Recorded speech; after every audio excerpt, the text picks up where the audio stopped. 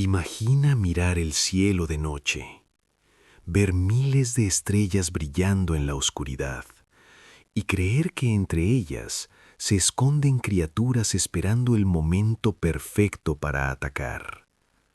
Para los aztecas, esto no era una simple historia para asustar a los niños, era una posibilidad real. Ellos creían que si el sol desaparecía, demonios esqueléticos descenderían del cielo para devorar a la humanidad. Criaturas antiguas, criaturas poderosas, criaturas que vivían entre las estrellas.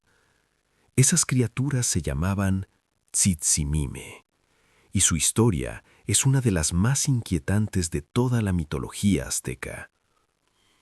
Para entender el miedo a los Tzitzimime, primero hay que entender cómo veían el universo los aztecas. Para ellos, el mundo no era algo completamente seguro. No creían que el universo fuera estable para siempre. Pensaban que todo estaba sostenido por un equilibrio muy frágil, un equilibrio que podía romperse en cualquier momento. Cada día, cuando el sol salía por el horizonte, era una señal de que el universo seguía funcionando. Pero ese equilibrio no estaba garantizado. En la mente de los aztecas, el mundo existía porque los dioses lo mantenían en movimiento. Si ese movimiento se detenía, si el sol dejaba de aparecer, todo podía cambiar, todo podía colapsar. Y ahí era cuando aparecía uno de sus mayores temores, los Tzitzimime. Los Tzitzimime eran criaturas que, según las creencias aztecas, habitaban en el cielo nocturno. No eran simples espíritus, no eran dioses, eran entidades oscuras que vivían entre las estrellas, seres que representaban el lado más caótico del universo. En los códices antiguos aparecen representados como figuras esqueléticas, con garras largas y adornos hechos con huesos humanos. Sus rostros parecen cráneos, sus ojos suelen representarse vacíos o completamente oscuros. Sus cuerpos aparecen descarnados, como si fueran cadáveres vivientes. Muchas ilustraciones las muestran con posturas agresivas, como si estuvieran preparados para descender sobre la tierra. Algunas representaciones incluso muestran a estas criaturas con collares hechos de manos humanas o cráneos. Esto no era casual. Para los aztecas, estos símbolos estaban asociados con la muerte y el caos. Los Tzitzimime no eran simples monstruos, eran la representación del desorden cósmico, la amenaza constante de que el universo volviera al caos original.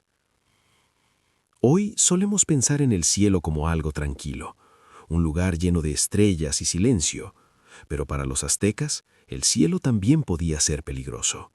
Las estrellas no eran solo luces lejanas, eran parte de un universo lleno de fuerzas misteriosas. Los Tzitzimime habitaban precisamente allí, entre las estrellas, esperando, observando, aguardando el momento en que el equilibrio del universo se rompiera. En la visión azteca del cosmos existía una especie de lucha constante. Por un lado estaba el orden. Ese orden estaba representado por el sol, la luz, la vida y el movimiento del universo. Pero del otro lado estaba el caos, la oscuridad, el frío, la destrucción. Los Tzitzimime representaban precisamente ese lado oscuro. Eran fuerzas que esperaban una oportunidad para romper el equilibrio del mundo, una oportunidad para descender, una oportunidad para reclamar el universo. Para los aztecas, el sol no era simplemente una estrella en el cielo, era la fuerza que mantenía todo funcionando. Mientras el sol saliera cada mañana, el mundo continuaba existiendo. Las cosechas crecían, los días avanzaban, la vida seguía su curso. Pero si el sol dejaba de brillar, todo podía terminar.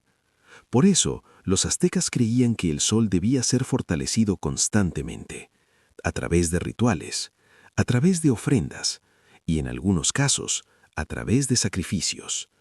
El objetivo era asegurarse de que el sol siguiera teniendo la fuerza necesaria para moverse en el cielo. Porque si el sol se detenía, los Tzitzimime descenderían del cielo. Para ellos un eclipse podía significar el inicio del fin. Durante los eclipses, el miedo se extendía por toda la sociedad azteca. Las personas observaban el cielo con preocupación. Los sacerdotes realizaban rituales para proteger al sol. Se hacían ofrendas, se encendían fuegos ceremoniales, se realizaban plegarias.